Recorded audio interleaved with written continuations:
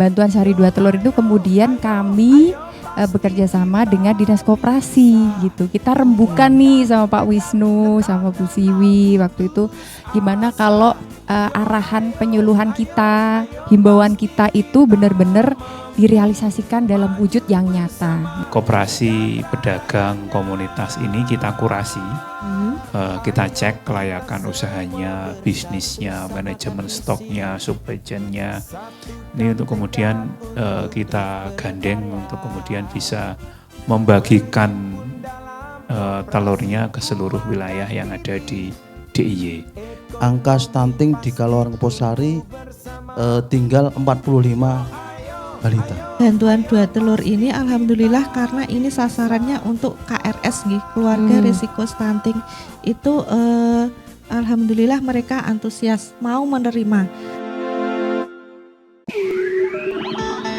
Stay tuned on 106.1 Geronimo FM.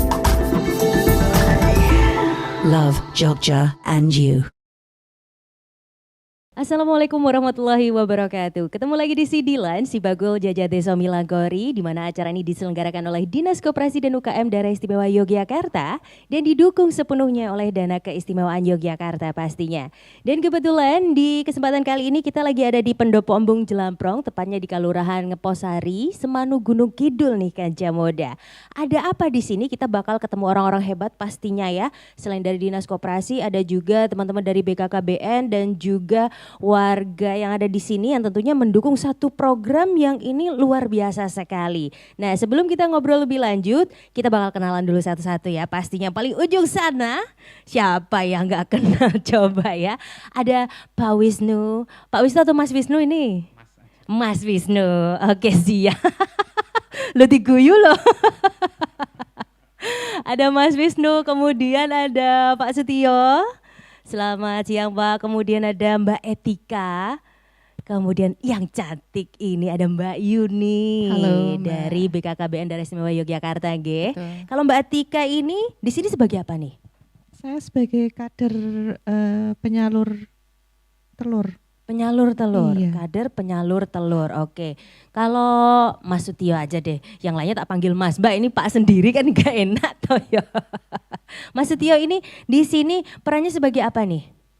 Saya di sini sebagai kami tua Kelurahan Ngeposari. Oke, perangkat desa di sini ya Perangkat Bapak desa, ya. iya, Bari betul. kok Bapak meneh ya. Baik, ada Mas Setio, Mas Wisnu, ada juga Mbak Etika dan juga Mbak Yuni. Nah, kebetulan di episode kali ini kita bakal membahas tentang yang namanya ada hubungannya sama telur nih Kanca Moda ya. Dengan temanya adalah program bantuan 2 telur per hari, progres, tantangan, dan juga harapan. Menarik sekali nih ya, telur ini salah satu makanan favorit saya dan mungkin favorit banyak orang juga ya. Dan dimana untuk kita ngomongin telur ini sendiri, cara untuk mendapatkannya pun cukup mudah, banyak sekali kita temukan dan cukup terjangkau. Nah, sebelum kita lebih jauh ngobrol, kita akan senggol dulu Mbak Yuni nih ya. Mbak, ini ada program bantuan 2 telur per hari. Yes. Nah, ini urgensinya seperti apa sih Mbak? Oke, baik. Program sehari 2 telur itu programnya sebenarnya inovasi dari arahan dari Kepala BKKBN dulu Pak Hasto ya. Okay. Itu yang diharapkan seluruh perwakilan itu melaksanakannya. Artinya ini untuk membantu keluarga resiko stunting supaya putra-putrinya tidak menjadi stunting. Nah, di BKKBN kemudian karena BKKBN itu tidak membantu secara ibaratnya materi pangan gitu kan, hanya kita sosialisasi. Tapi kadang-kadang kita di lapangan ditanya, ini arahan, penyuluhan, sosialisasi aja, bantuannya apa? Nah, bantuan sehari 2 telur itu kemudian kami bekerja sama dengan Dinas Koperasi gitu. Kita rembukan nih sama Pak Wisnu, sama Bu Siwi waktu itu, gimana kalau arahan penyuluhan kita, himbauan kita itu benar-benar direalisasikan dalam wujud yang nyata. Nah, akhirnya sehari 2 telur karena dianggap telur itu mempunyai protein yang tinggi, mudah, murah, kemudian tidak gampang basi karena memang punya waktu yang lebih lama gitu ketimbang makanan yang memang fresh gitu ya. Dan kemudian masyarakat familiar terhadap telur. Kalau ikan kadang-kadang ada yang alergi begitu ya. Dan kemudian yang murahnya itu. Nah, 2 telur ini diharapkan mampu menurunkan angka stunting di DIY gitu. Oke. Karena menurunkan itu tidak hanya yang sudah stunting, Mbak. Karena kalau yang stunting kita misalkan sudah terdiagnosa stunting ya, memang sudah ditangani sama dinas kesehatan, tetapi akan muncul terus saat tidak dicegah ini yang keluarga resikonya.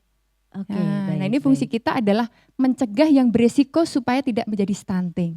Makanya ini kemudian diharapkan dari keluarga resiko, terutama yang kesejahteraannya kurang. Nah kita bantu makanan. Bagi keluarga risiko stunting yang mampu, kita tidak masukkan daftar ini. Nah ini sebagai bantuan seperti itu ya. Oke. Menarik sekali, ini ada keluarga resiko stunting. Betul. Nah, keluarga resiko stunting ini tuh gimana nih Mbak? Nah, keluarga risiko stunting itu sebenarnya kalau di BKKBN itu ada 4 terlalu yang menjadi kriterianya. 4 terlalu apa gitu? Saat ada pengantin, dia usianya muda, pernikahan dini di bawah umur gitu. Biasanya kalau kemudian hamil itu anaknya berisiko stunting. Karena memang belum siap ibunya dengan berbagai faktor ya. Kemudian terlalu tua. Jadi ibu yang melahirkan bayi hamil di usia 35 tahun ke atas terlalu tua itu juga berisiko stunting. Atau keluarga dengan anak yang jarak anaknya itu terlalu mepet. Jadi begitu dia anaknya setahun hamil lagi begitu melahirkan lagi gitu kan. Selesai nifas ternyata jadi lagi lah itu karena nutrisinya terbagi kan. Biasanya kondisi ibu itu belum cukup untuk menutrisi bayi waktu di kandungan sehingga anaknya bisa stunting. Tambah satu lagi anaknya terlalu banyak.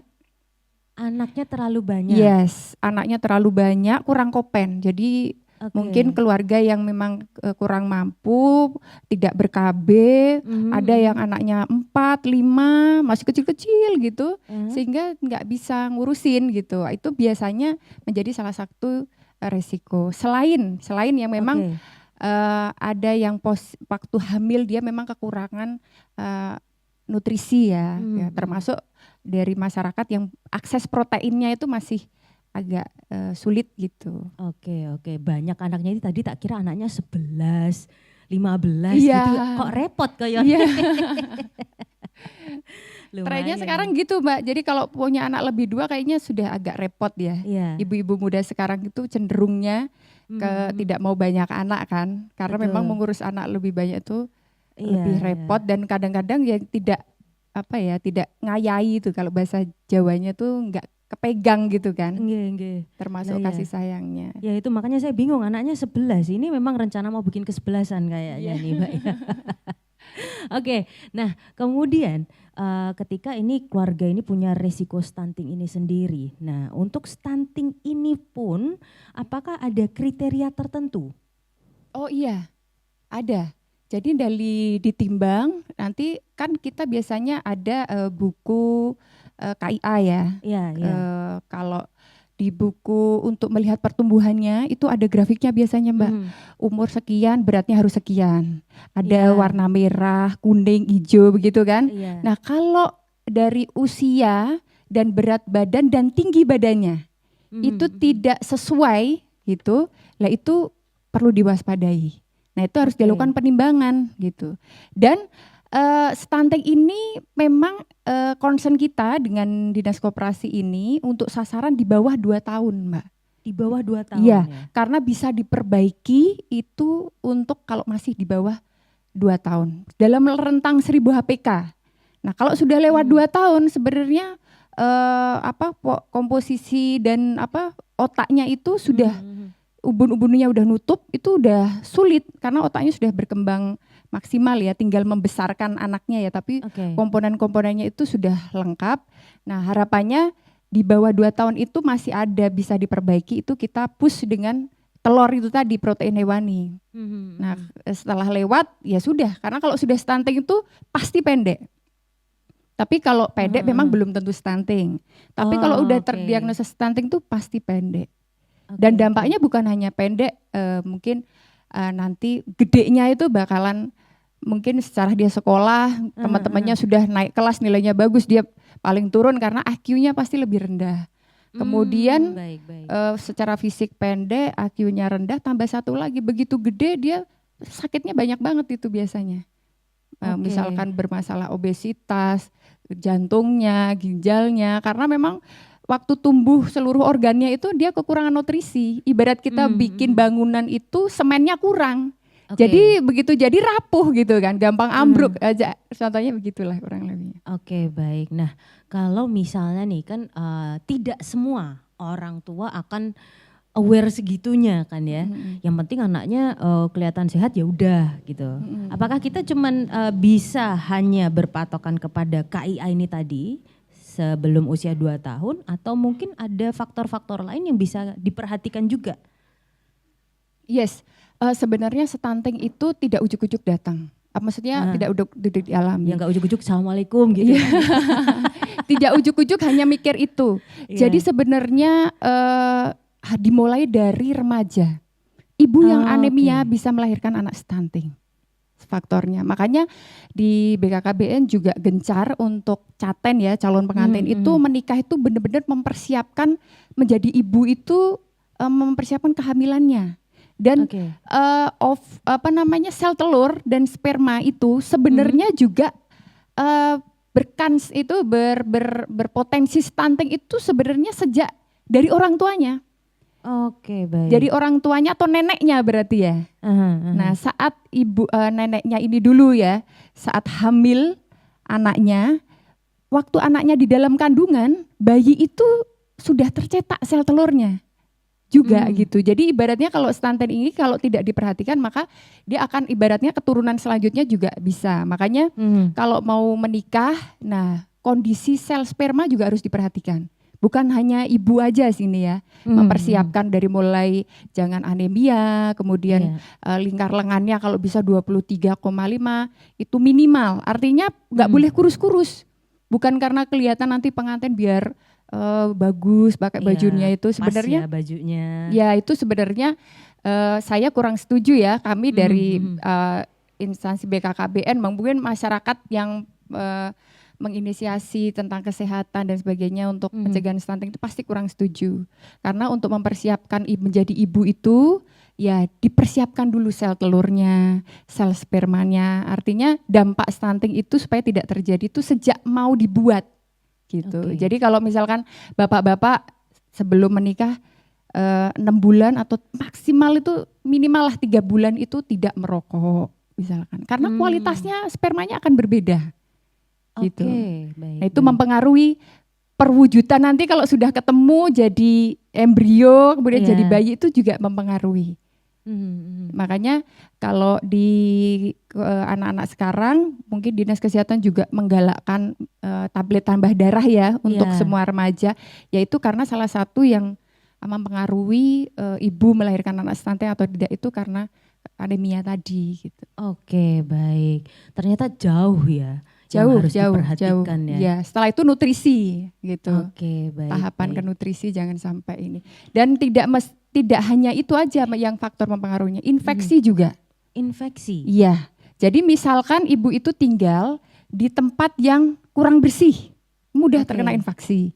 Lah itu juga bisa mempengaruhi. Saat bayinya sudah lahir kemudian kondisi rumahnya tidak bersih atau sediaan air minumnya itu tidak bersih, bayi gampang sakit. Makanya karena kalau bayi gampang sakit misalkan demam tuh kan juga susah makan.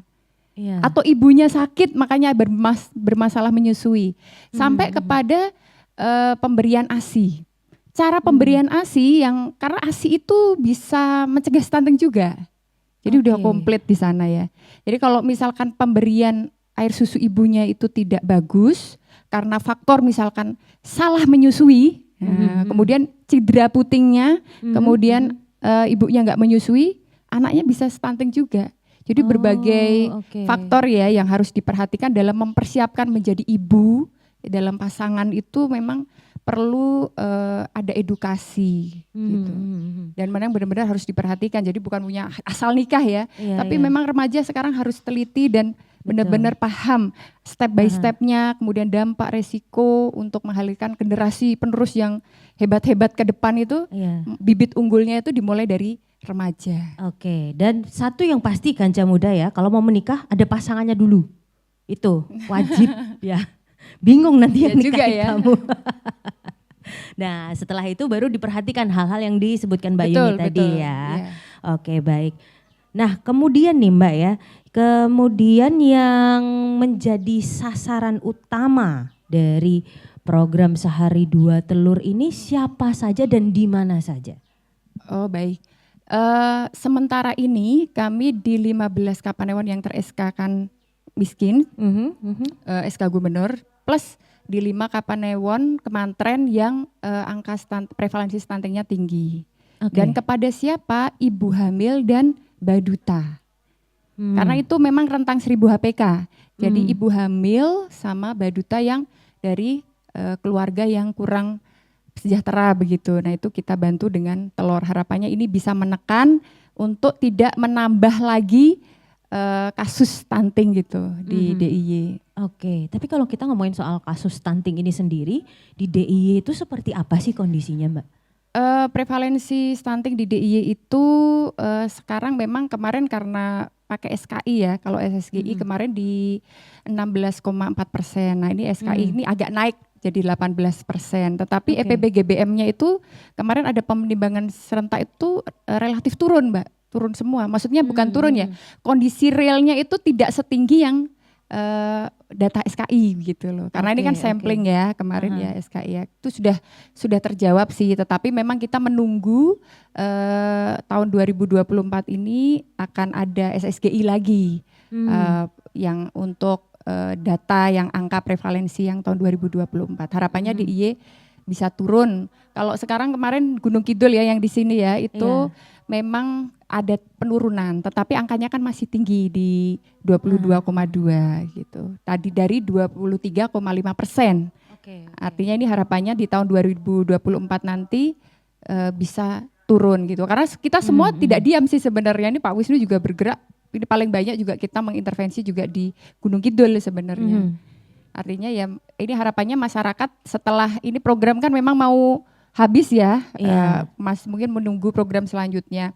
Harapannya tidak berdiam diri, begitu habis ya habis, tetapi mungkin dari Pak Lurah nanti, dari Bu Kader, dari penyuluh KB bergerak untuk masyarakat yang mampu memberikan masyarakat yang kurang beruntung gitu loh. Dari sisi protein hewaninya tadi. Oke, nah gambarannya sendiri untuk daerah istimewa Yogyakarta ini penyebab terbesar stunting itu apa?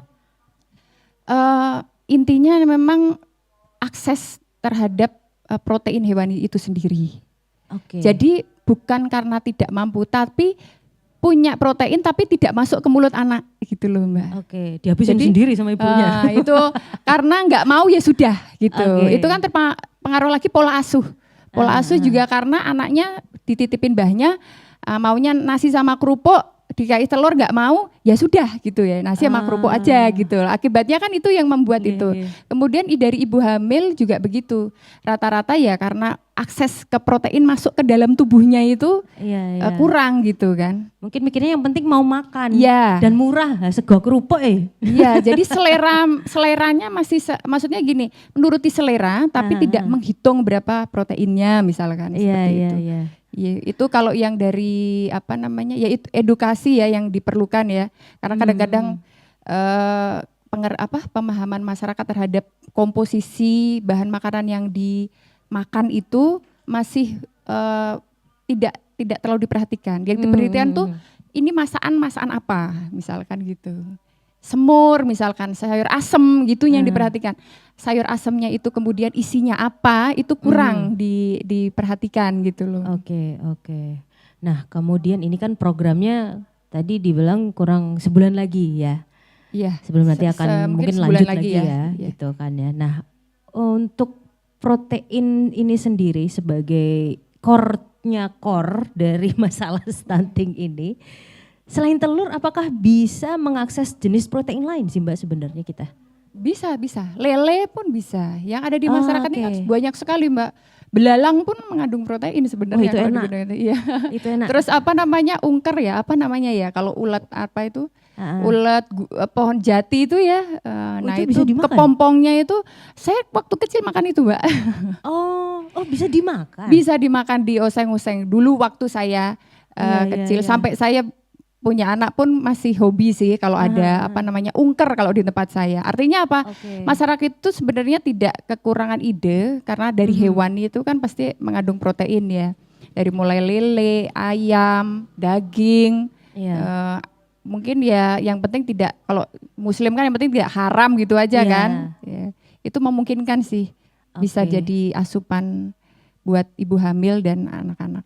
Oke, baik. Nah, kemudian untuk bisa program ini terselenggara kan ya, selain berkolaborasi dengan berbagai pihak termasuk Dinas Koperasi, tentunya nggak mungkin dong Mbak Yuni datang ke setiap satu tempat nih setiap harinya begitu kan ya. Pasti ada semacam agennya, kadernya. Nah, ini untuk pemilihan kadernya sendiri seperti apa nih Mbak?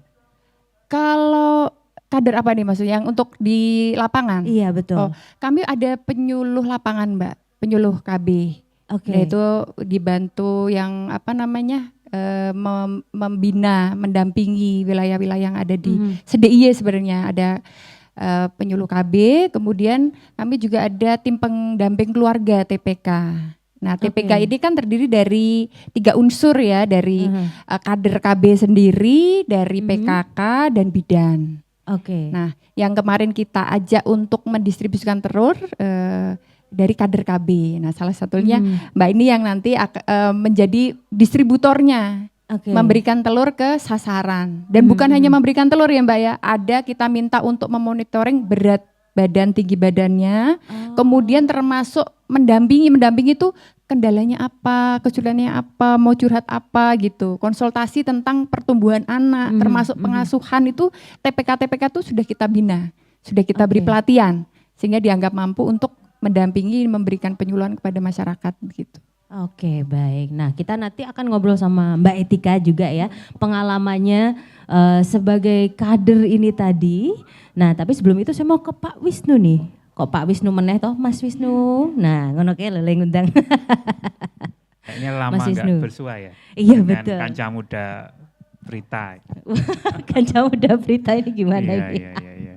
Mas Wisnu, ini capaian apa sih yang ingin diraih dengan berkolaborasi bersama BKKBN Daerah Istimewa Yogyakarta ini untuk mengentaskan stunting ini?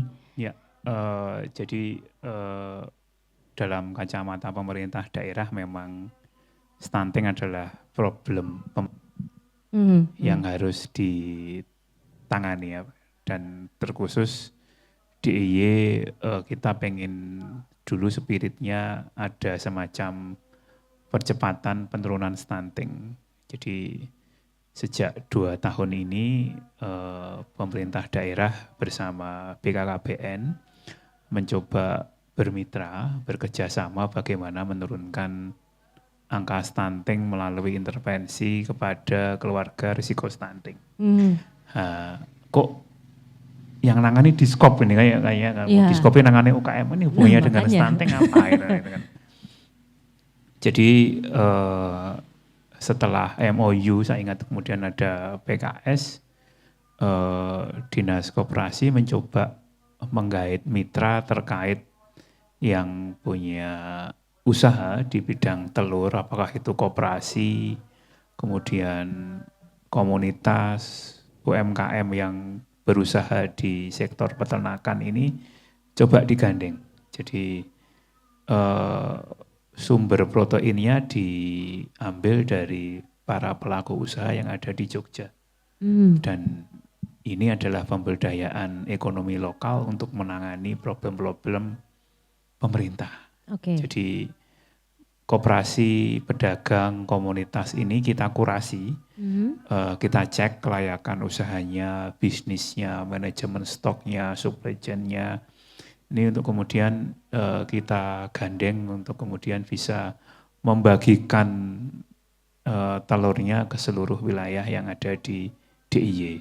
Kebetulan lokusnya kan berada pada sentra Kapanewon miskin yang ada di DIY. Mhm. Jadi kalau di 2023 ada 15, di tahun ini ada 20 Kapanewon. Oke. Jadi meningkat dan jadi memang harapan kami memang pemberian telur dengan memberdayakan koperasi UMKM Mitra Sibakul ini nanti berdampak setidaknya pada wilayah-wilayah yang kita tetapkan atau kita tangani pada 15 sampai 20 Kapanewon miskin ini.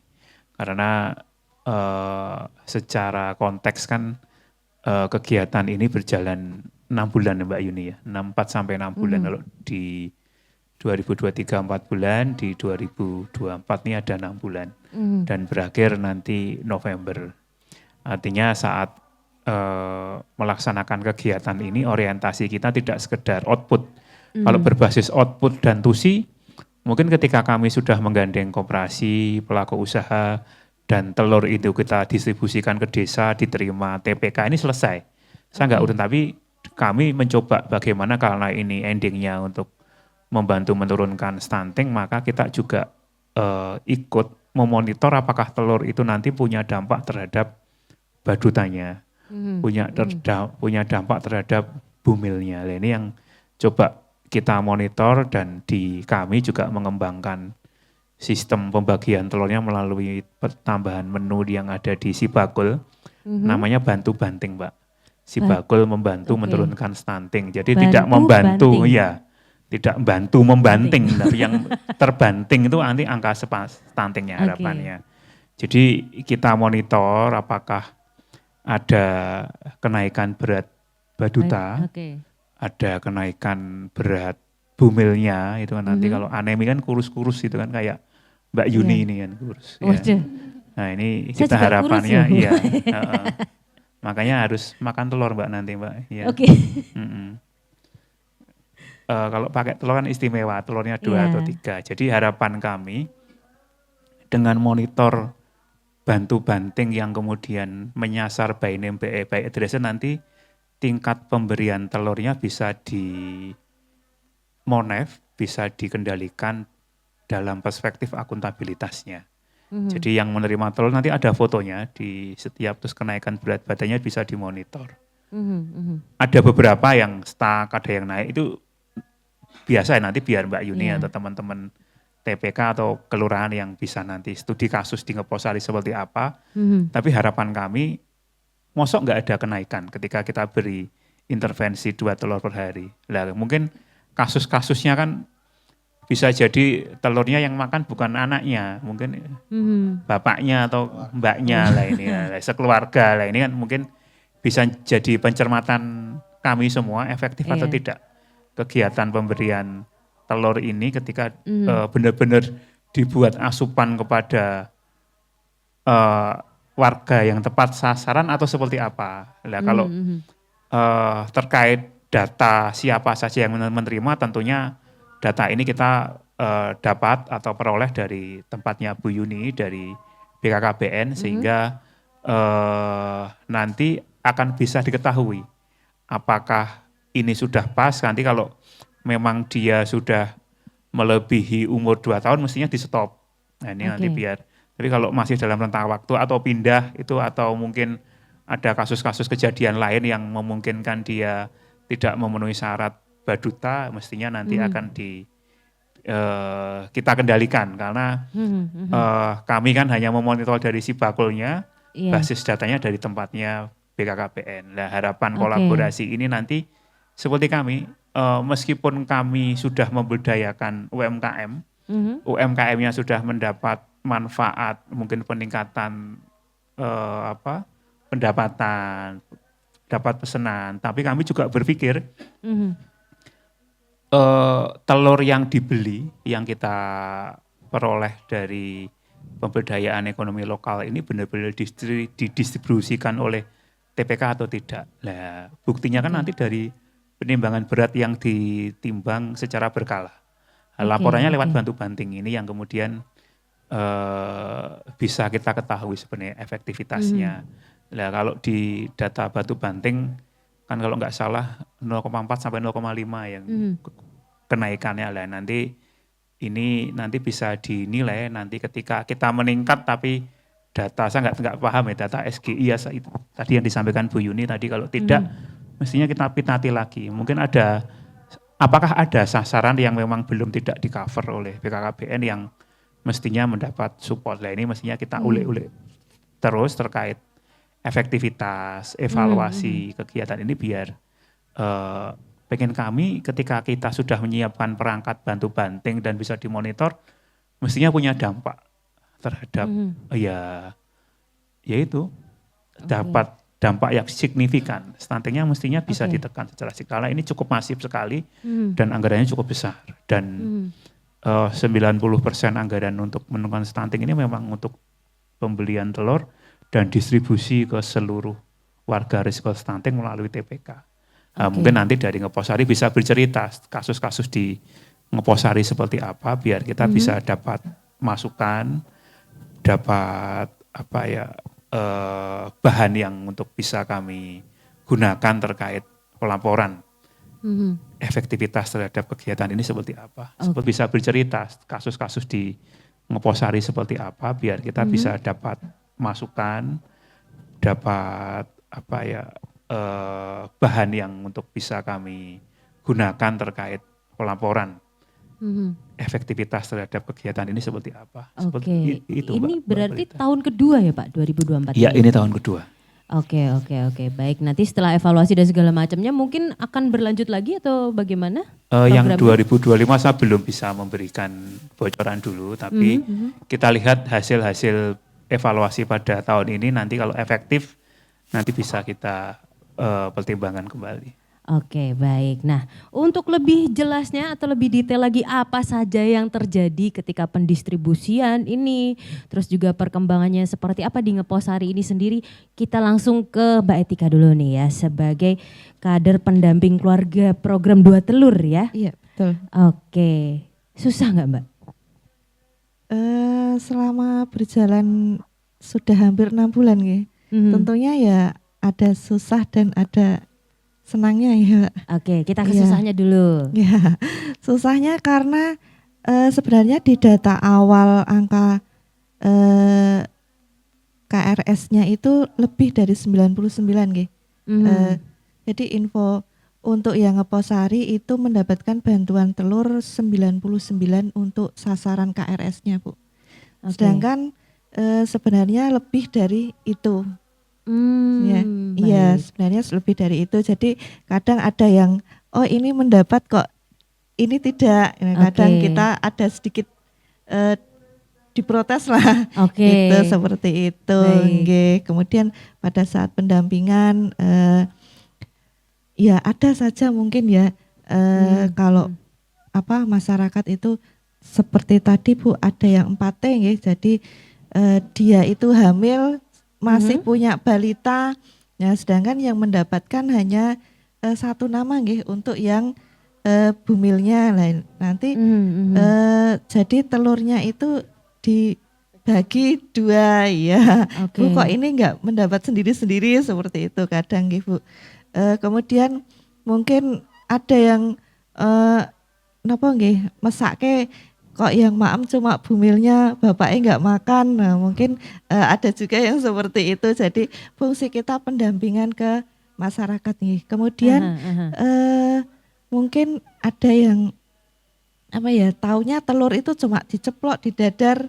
Nah, Betul. itu kita memberikan pemahaman atau mungkin memberikan kreasi menu, telurnya dimasak apa. Jangan cuma di dadar diceplok nggih, mungkin nanti ditem atau dibuat masakan apa seperti itu nggih. Oke. Kemudian untuk pendistribusian telur itu kita setiap minggu nggih. Nggih, jadi nanti kalau di Ngeposari itu datangnya setiap hari Rabu. Setiap hari Rabu Iya, per minggunya ya. Iya, per minggunya.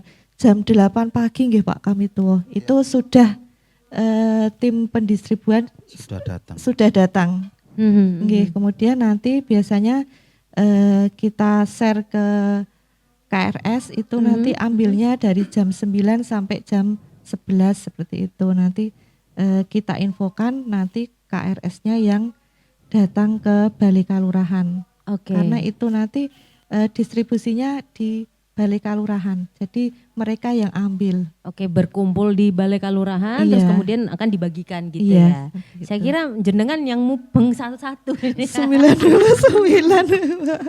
Enggak apa-apa buat kegiatan toh ya. Mungkin yang muternya itu saya pendampingannya. Pendampingannya ya. Iya, pada saat kegiatan posyandu. Oke. Jadi Oke. kan kalau posyandu nanti misal di dusun A itu yang mendapat telur 3 nih. Nah kan sekalian kita pendampingannya ke 3 sasaran. Oh, Jadi oke, baik. tidak satu-satu, kecuali kalau pada saat jadwal posyandu dia tidak datang itu baru kita datang ke rumah. Oke, baik. Nah, untuk pendampingan ini sendiri kegiatannya ngapain aja nih, Mbak? Kita ada seperti KIE mungkin nggih, kemudian kita lihat perkembangannya melalui buku KIA-nya. Oke. Nggih kan di aplikasi tadi nggih Bu, itu ada perkembangannya nggih. Jadi kita juga harus melaporkan. Melaporkan oke, baik. tinggi badan, kemudian berat badannya nggih, baik baduta maupun bumil. Itu kendalanya selama ini ya. Iya. Ketika pembagian ternyata si Jene Mary. Nah, Mbak Yuni langsung nih. Ya, jadi begini, memang ini menjadi polemik ya. Kalau mungkin dari para kader itu, Bu ini ternyata ini jumlahnya Bu ini 100 gini, ini kok jatuhnya cuma 80 begini. Karena kita mengusulkan itu tahun sebelumnya Mbak. Oke, Jadi kan kita baik. membuat usulan melalui Diskop itu data tahun sebelumnya yang kita pakai. Oke. Nah begitu tahun berikutnya ternyata itu ada yang udah melahirkan, ada yang hamil, ada penduduk baru gitu, ada yang statusnya tadinya mampu menjadi tidak mampu, kan dinamis sekali ya di masyarakat. Nah itu begitu juga sebaliknya, ada yang datanya kita memang tahun lalu banyak, tiba-tiba kelebihan di suatu tempat tuh, Bu ini kok dapat jatah 50, kita ininya 35, nah lebih 15 gitu. Dan itu sangat dinamis sekali ya, karena kita mengusulkan setahun pakai data tahun sebelumnya. Misalkan ini tahun 2025 nanti ya, kita itu mengusulkan udah tahun 2024 akhir ini sudah mulai mengkonsep untuk membuat pengajuan untuk bantuan kepada keluarga risiko stunting. Misalkan ada dibuka seperti itu, kami sampaikan memang tahun sebelumnya. Nah, begitu memulainya seperti tahun ini ya, itu bulan Mei baru distribusi. Artinya kan ada jenjang, sehingga kadang-kadang anak yang kita usulkan dapat itu sudah melewati batas 2 tahun. Justru yang kita taruh namanya, ibaratnya yang kita rekap itu, yang kita identifikasi di awal pengajuan itu, umurnya waktu itu memang di bawah 2 tahun. Tapi bulan Juni itu kan berapa, 6-7 bulan gitu lagi kan, itu udah rata-rata lewat. Otomatis tim TPK itu harus mengganti nama dengan yang baru. Nah, yang baru ini ada yang KRS apa enggak itu? Gitu. Ya Mbak ya. Oke, nah kalau misalnya nih, misalnya pas di lapangan kayak tadi, udah berkumpul ternyata satunya dapat, satunya nggak dapat. Ini yang bisa dilakukan apa nih? Kita memberikan pemahaman nggih, karena bantuan ini kan tidak dari kami kan hanya penyalur nggih. Tentunya berdasarkan data nggih Bu.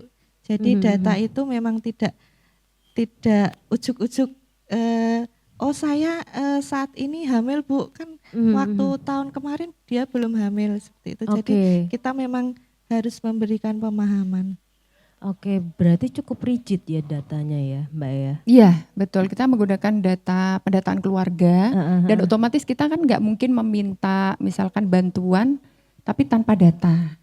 Kan nggak mungkin, jadi akhirnya tetap dengan data, tapi data yang paling terbaru. Paling terbarunya ya misalkan biasanya bulan November, maksimal Oktober data ya itu. Padahal itu dilaksanakan tahun depan bulan Mei misalkan. Ternyata 10 ibu hamil baru dari KRS. Waduh, nah ini yang tidak terampu, itu masalahnya di situ. Dan itu kita beri pemahaman juga Pak Lurah sebenarnya. Mohon izin Pak Lurah, barangkali ada yang KRS yang tidak bisa di cover program ini. Mungkin ada kebijakan dari kelurahan. Menggunakan dana desa atau dari puskesmas atau dari posyandu untuk diberikan PMT atau program lain begitu. Jadi insya Allah tetap dapat mungkin nanti ya Pak Lurah ya. Iya. Oke, baik. Nah, tadi kan susahnya nih, senangnya pasti ada dong. Apa itu? Senang ya Bu, meskipun kita itu hanya sebagai perantara nggih, tapi setidaknya mereka itu menghargai nggih, dengan ucapan terima kasih, kemudian dengan mereka datang tepat waktu yang sudah kita tentukan pun itu sudah menjadi apresiasi buat kami nggih, setidaknya kan kita tidak menunggu terlalu lama nggih Bu. Kemudian untuk yang bantuan 2 telur ini alhamdulillah karena ini sasarannya untuk KRS nggih, keluarga risiko stunting itu alhamdulillah mereka antusias mau menerima karena pernah yang dulu itu kita bantuan dari Basnas nggih Pak. Iya, itu Iya, judulnya sama-sama bantuan telur, tetapi di sana disebutkan untuk balita stunting. Ya, kadang di masyarakat itu mungkin mereka merasa malu atau seperti apa jika keluarganya itu dianggap stunting, dilabeli seperti itu ya. akhirnya ada yang tidak mau menerima. Makanya pada saat awal penyaluran distribusi di minggu pertama itu kita kumpulkan dulu, kemudian dikumpulkan di balai kelurahan, kemudian diberikan pemahaman oleh Pak Lurah nggih Pak. Jadi Pak Lurah memberikan pemahaman, kami juga memberikan pemahaman bahwasanya ini kita untuk keluarga yang berisiko stunting nggih. Karena memang di masyarakat itu mungkin kalau sudah dilabeli stunting meskipun dia diberikan bantuan itu kadang nggak mau ya. nggih. Mungkin merasa malu atau seperti apa. Oke, baik. Nah, kemudian kita bergeser sedikit ke Mas Sutio. Dengan adanya program 2 telur per hari ini, tanggapan dari Mas Sutio ini sebagai kami tua di sini seperti apa? Baik, terima kasih. Sebelumnya mohon izin memamerkan beliau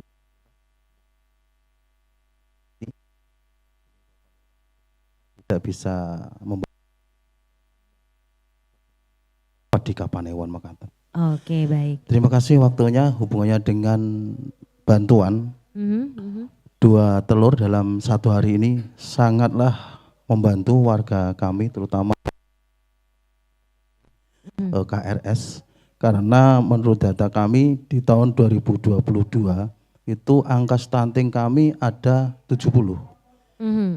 Tahun 2023 angka stunting di kelurahan kami ada 60. Dan alhamdulillah dengan adanya bantuan dari BKKBN 1 hari 2 telur ini turun sangat gratis. Di tahun 2024 ini alhamdulillah angka stunting di Kelurahan Keposari tinggal 45 balita. Yang di situ persenannya 10%.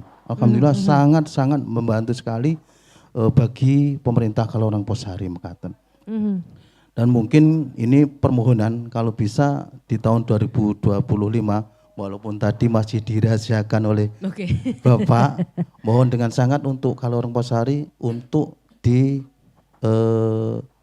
adakan lagi di tahun 2025 bantuan telur dalam 6 bulan ini. Karena sangat membantu sekali. Dan apa yang disampaikan Mbak Tika tadi memang antusias dari warga KPM untuk mengambil itu sangatlah semangat sekali. Karena di situ begitu di share di grup-grup WA karena kami kebetulan ada di grup kader. Itu begitu di share langsung ibu-ibu atau KPM, KRS itu mengambil di jam yang sudah ditentukan oleh ibu pendamping Mekaten. Oke, baik. Dan kalau dari kelurahan sendiri bentuk supportnya seperti apa nih Mas untuk kegiatan ini? Support kami dari kelurahan sangat mendukung apa yang disampaikan oleh ibu tadi. Karena ini ya tadi sudah disampaikan oleh Mbak Tika. Ini sangat menurunkan angka stunting di Kelurahan Keposari yang kemarin di tahun 2023 itu kan ada 60 angka stunting 14%. Sedangkan di angka 2024 ada 45 dengan 10%. Itu kan sangat turun drastis Ibu. Sehingga kami sangat mendukung apa yang menjadi program dari BKKBN melalui dana keistimewaan mekaten. Oke, baik. Mas Wisnu, dengan adanya tadi keluh kesah, terus kemudian harapan-harapan dari teman-teman dari Desa Ngeposari ini sendiri, untuk berikutnya ini seperti apa nih? Jadi seperti ini, nanti angka-angka yang dimasukkan TPK yang ada di Bantu Banting tentunya akan kami pelajari.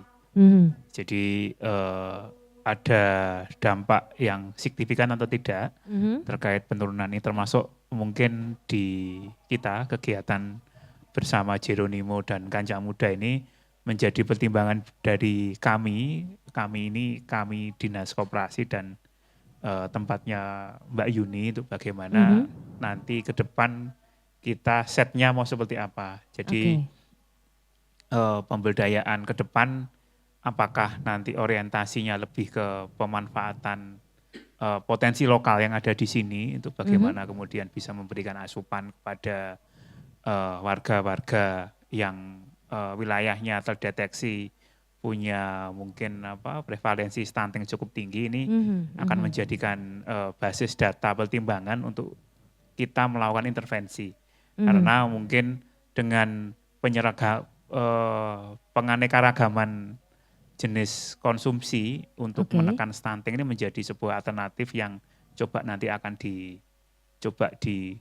dikelola, kita kembangkan untuk bagaimana ke depannya nanti stunting ini juga menjadi problem yang memang harus bisa dipecahkan.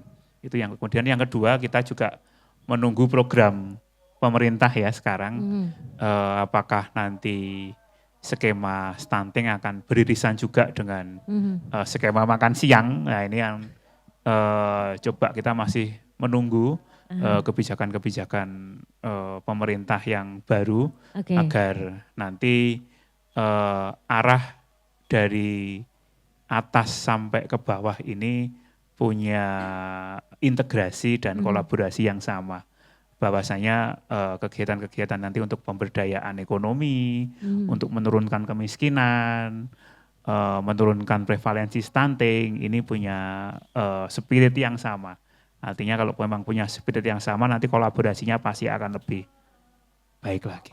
Oke, baik. Dan terakhir nih dari Mbak Yuni, ini masih akan dengan 2 telur per hari?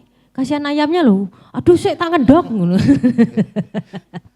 Atau mungkin bakal ada resolusi lain selain 2 telur per hari ini nantinya, dan juga satu lagi nih Mbak ya, untuk Kancah Muda di rumah juga, apa yang bisa dilakukan untuk sebagai individu ya, untuk bisa membantu mengurangi angka stunting ini sendiri, khususnya di daerah istimewa Yogyakarta? Baik Mbak.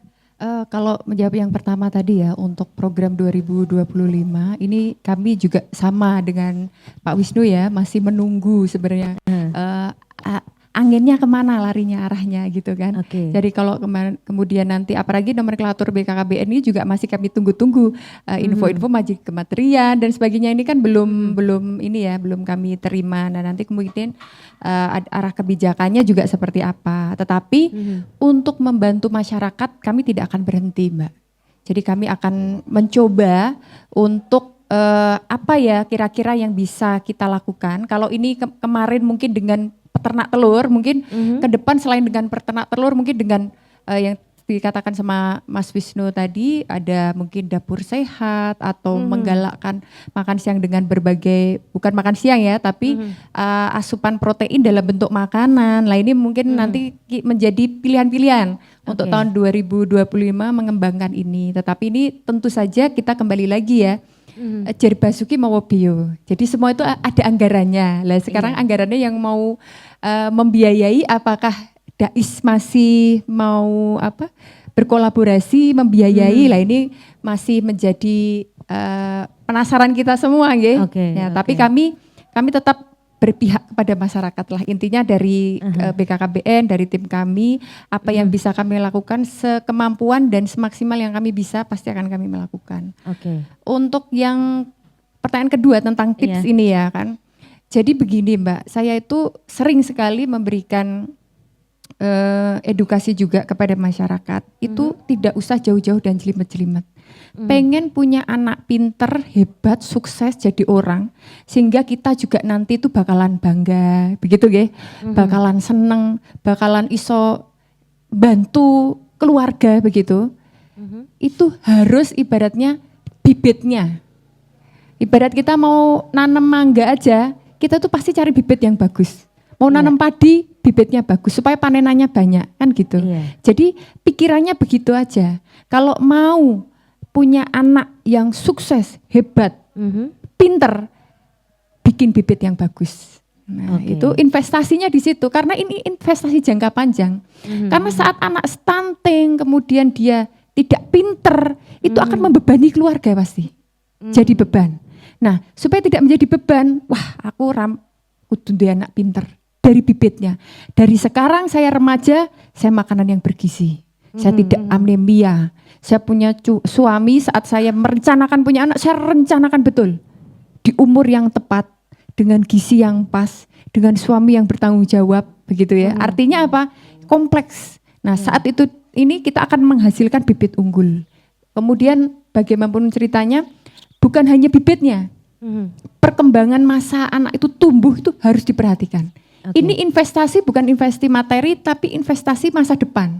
Karena begitu anaknya pinter, sukses, nanti yang bangga, yang senang pasti kita sebagai orang tua, begitu. Itu saja, itu yang membuat perubahan pola pikir remaja mungkin ya. Tapi kalau dikasih tahu kamu harus makan karena kamu harus begini, itu kadang-kadang aku malas, suka-suka hatiku lah, sebelah aja lah gitu kan. Tapi kalau di pikiran kamu kalau malas makan yang bergizi, kamu tidak memperhatikan anak dan sebagainya, kamu akan memanen apa yang kamu hasilkan, apa yang kamu tanam sekarang, gitu. Oke, baik. Dan informasi terkait program ini sendiri ataupun hal-hal lain yang jadi program BKKBN ini sendiri bisa dicari di mana nih Mbak? Ada banyak. Di kami ada IG juga. Kalau data kami ada Satya Gatra dan di setiap balai penyuluhan juga bisa didatangi. Kami ada Satya Gatra Balai Penyuluhan. Kemudian di Sibakul itu juga ada informasi, pasti karena Bantu Banting itu ada di Sibakul. Kemudian banyak YouTube kami BKKBN Official, itu tentang stunting, diketik aja, remaja, termasuk LC Mil. Dan bisa kalau mau nggak jauh-jauh ke TPK yang ada di setiap kelurahan. Karena itu memang yang mendampingi betul calon pengantin, bahkan ibu hamil, bahkan yang sudah punya baduta. Walaupun tidak dapat bantuan telur, boleh tanya sama TPK, begitu Mbak. Oke, siap, baik. Terima kasih Mbak Yuni, Mbak Etika, Mas Sutio, Mas Wisnu. Sama-sama, harus muda gitu. Semua ya. Baik, terima kasih semua narasumber kita untuk hari ini. Kita harus pamit dulu ya di episode kali ini. Jangan lupa untuk menyaksikan kembali episode selanjutnya dari Sidilan Sibakul Jajah Desa Milagori, yang tentunya acara ini diselenggarakan oleh Dinas Koperasi dan UKM Daerah Istimewa Yogyakarta dan didukung sepenuhnya oleh Dana Keistimewaan Yogyakarta. So kalau gitu Prita pamit, love Jogja and you. Wassalamualaikum warahmatullahi wabarakatuh. Waalaikumsalam warahmatullahi wabarakatuh.